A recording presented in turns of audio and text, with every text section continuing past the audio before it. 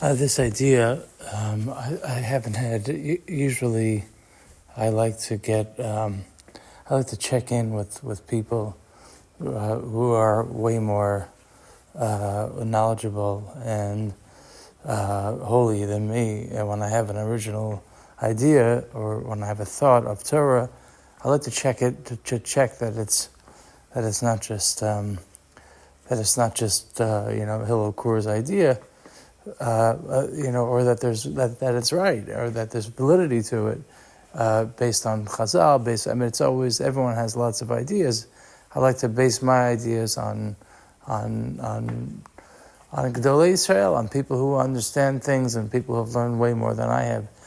This idea I did share in Shul on Shabbat Bereshit, but I did not have a chance to run it by any of the people that I usually run it by. But I will share it and I will record it, and perhaps time will tell that there was something to what that there's something to it.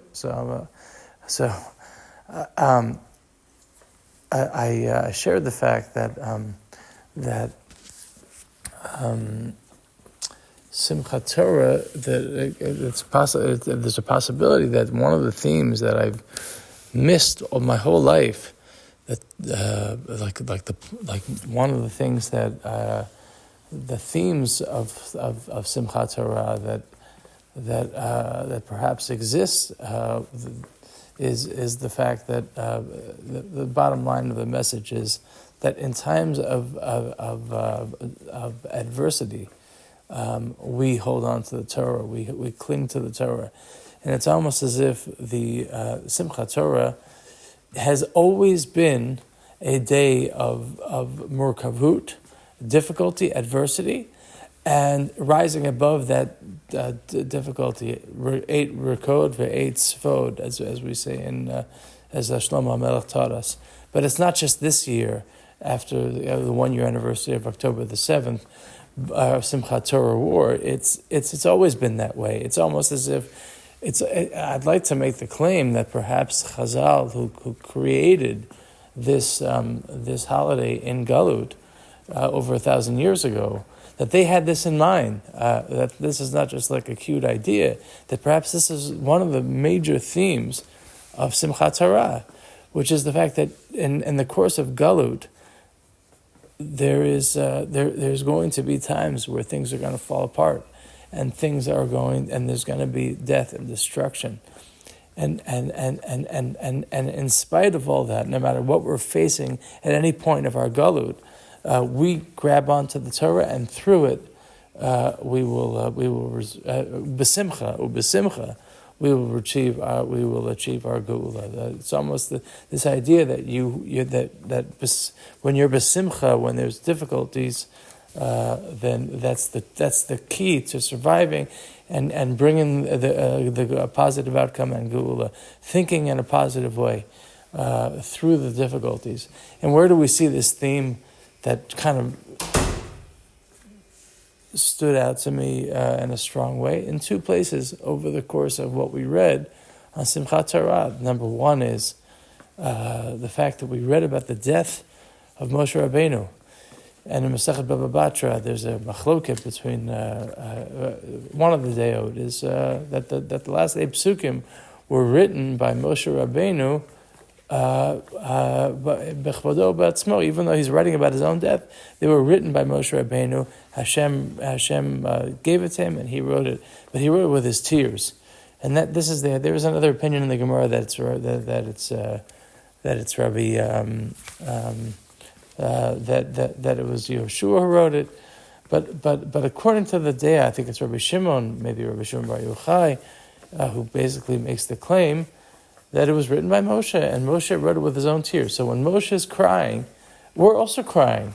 All the years for the 50 years that I missed this, we were supposed to connect to the tears of Moshe Rabbeinu, the tears of a person who did not go into Eretz Israel, even though that was his whole life's goal.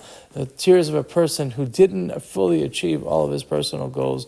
Tears of Am Yisrael, who lost. He didn't die on Simchat Torah, but we read about his death on Simchat Torah, and when we read it, we connect to the sadness of what happened on that day.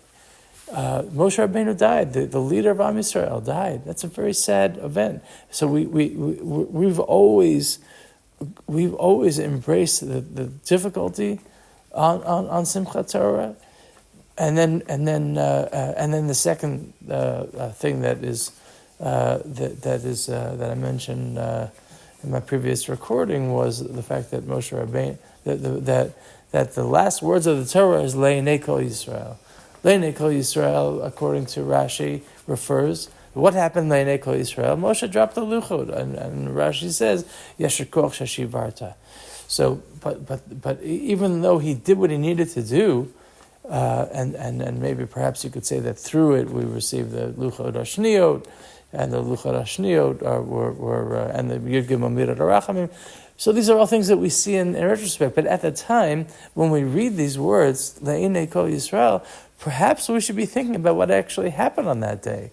On that day, the Jewish people were chote and the Chet HaEgel, a tremendous sin. But not only that, Shevet Levi killed the worshippers. It was something that they needed to do, but still, you had Achim, Horeget Achim, and and on the day of Simchat Torah, we bring up these matters, of these difficult matters in our memory, perhaps, because this is the way in which a Jewish person is able to survive difficulties in his life in general, and particularly the galut that we're in, which is that we acknowledge the difficulty, but we right away run into a Sefer Bereshit. We read the first part of Bereshit. We don't even wait till Shabbat Bereshit. We read part of it because we believe in a positive outcome. Like we say, like Rav Weinberger taught, Ha'im tzipita liyeshua. Did you always think that things will be positive? And when we're commemorating the disaster on October the 7th, on Simchat Torah, it's almost a continuation of the inherent complexity of the day, which you could easily say, Hillel, you're putting complexity where there isn't. We're not supposed to think about the Shvirat HaLuchot, you might tell me. Or you might tell me, we're not supposed to be sad for Moshe's death. But I think we are. And I think we should. Just like often I'm reading these things and it's tefillah, I have no idea what I'm saying. Perhaps this is the mahut of the day. And Chazal knew this with their Ruach HaKodesh, that this is going to be a day of complexity, but it also is a day that gives you the answer, which is the clinging to the Torah, clinging to the mitzvot, clinging to Am Yisrael, b'simcha, and everybody's dancing and everybody's singing, and I guess one of the main the focuses of that day, especially this year, is that we're telling Hashem, like that famous story of "I will never leave you," when Yitzchak at the Badchan, turns to his Rebbe.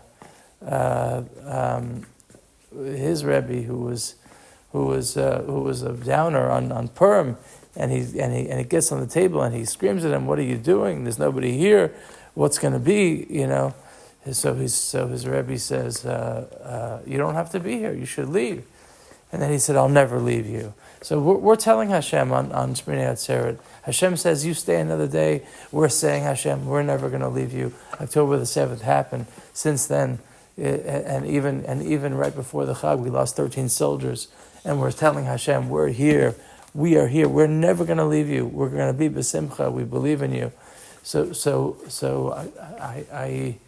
I made the claim, right or wrong, that this is that for 1,000 years we've been embracing the murkavut of this day. It kind of came to fruition on October the 7th, but I also ended with a tremendously positive message, which is the fact that there is a song which has taken over the Israeli scene. And very few songs over the course of my lifetime have crossed the span of religious music channels and Chiloni music channels, but this one song has done it bigadol, and the song is basically saying Hashem Yitbarach Ohev Oti V'yeh Od Yoter Tov Od Yoter Tov Ve'od Yoter Tov Ve'od Yoter Tov Ve'od Yoter Tov Ve'od Yoter Tov. And basically when I heard that song for the first time, it was in the car, and I heard that the girls were singing it. They knew every word of it. So here you have, as I've often claimed, that the way in which we know what's going on in reality is to hear what the children are singing about. And when they're singing Od Yoter Tov, Od Yoter Tov, and they're saying HaKadosh Baruch Hu Ohev Oti, this is a language that I didn't grow up with in a religious neighborhood. We didn't talk like that. We didn't allow ourselves to think that, or we weren't taught that. Here, on the lips of every single Israeli child, religious and not religious, it's just a part of their consciousness at this point, which is a tremendous chizuk, that in spite of all that we've gone through, we are all saying, and we sang it for the first time during Hakafot, Od Yoter Tov, Od Yoter Tov, and it was the legend is that it was written by a man who had lost his leg in war. And he came out with that song, or at least a version of that song, which is a tremendous chizuk, because on the video when you see it, the guy he's not wearing a kippah, but he's singing these beautiful words of chizuk, and it blew me away.